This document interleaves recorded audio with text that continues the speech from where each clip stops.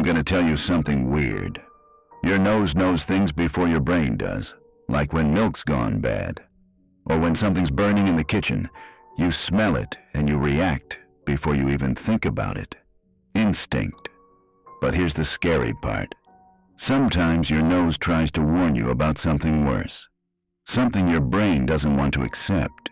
And if you ignore it, if you talk yourself out of it, if you tell yourself it's nothing, you might end up wishing you'd listened.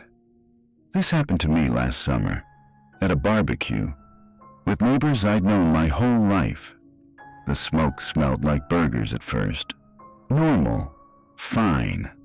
Then the wind shifted, and suddenly it smelled like someone was burning hair. Human hair. That sharp, nasty stench that makes your stomach turn.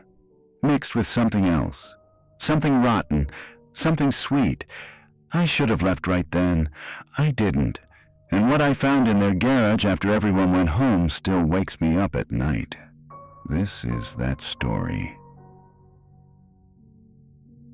It was the kind of Sunday afternoon that makes you forget bad things exist. Late August. Golden light. Kids running through sprinklers. The whole street smelled like charcoal and summer. I'd been living in my dad's house for about 4 months. He passed in the spring. Found him in his recliner with the TV still on.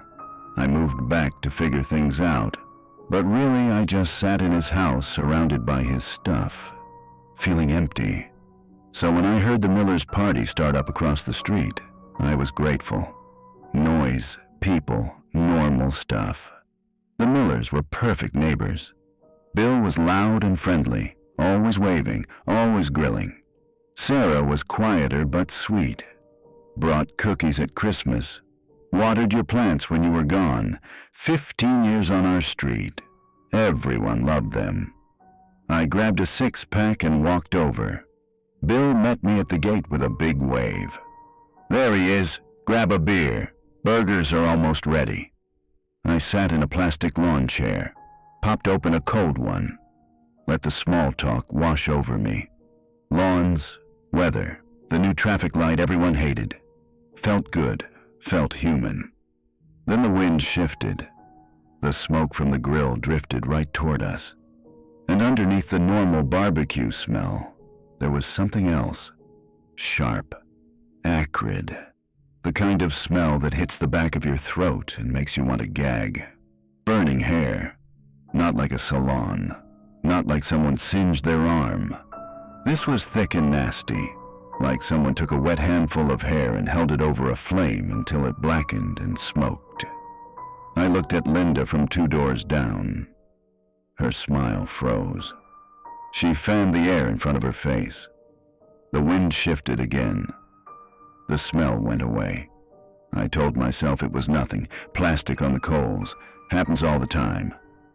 Bill flipped the burgers. Another cloud rolled toward us. This time it was worse. Stronger. And underneath the burnt hair there was something else. Something sweet and rotten. The smell of decay. The smell of something that should have been buried weeks ago. I put my beer down. "Hey, Bill," I said, trying to sound casual. "Something on that grill smell weird to you?" Bill looked at me, still smiling, but his eyes went flat. Dead. "Weird? Smells like a barbecue, buddy." Linda coughed into her napkin. "Actually, Bill, I was going to say the same thing. It's kind of strong." Sarah stopped arranging the buns. She looked at Bill, and in that second, something passed between them. A look, a warning, a silent conversation that said, "Careful." My skin went cold. Bill shrugged. His voice dropped, lost its warmth. "New charcoal, organic stuff, burns different." He was lying. I could feel it. The conversation never recovered. People started making excuses. "Gotta go. Game's on. Forgot something." Within 10 minutes, it was just me and the Millers standing there with the grill smoking between us.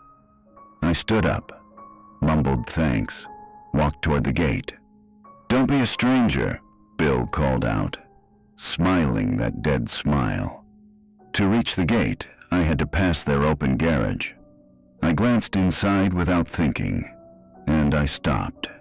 On the workbench sat a pair of yellow rubber gloves, the thick kind, the kind you wear when you're cleaning something you don't want to touch.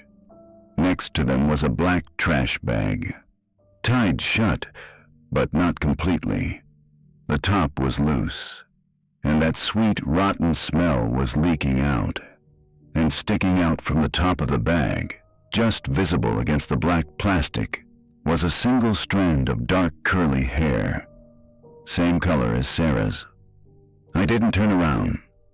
I didn't call out. I just walked, through the gate, across my yard, into my house. I locked the door and slid down to the floor with my heart pounding. I sat there until dark. For a week, I watched their house from my window. Bill left for work every morning. Sarah got the mail every afternoon. She waved at the mailman. She watered the plants. Everything normal. I started convincing myself I imagined it. Grief makes you stupid. Maybe it was a dead raccoon. Maybe the charcoal really was weird. Maybe I was losing my mind. Then the moving truck showed up. I watched from my living room as they loaded boxes. Bill directing the movers, all smiles and waves. Sarah standing by the car with her back to me. When she turned to get in, I saw her. She'd cut her hair, really short, chopped unevenly, like someone did it in a hurry with dull scissors, and she was wearing a bright scarf wrapped tight around her head, covering everything. The truck pulled away. The house went up for sale that week, sold in 5 days. I never told anyone. What would I say? That my neighbors smelled like death at a barbecue and had a trash bag full of hair in their garage?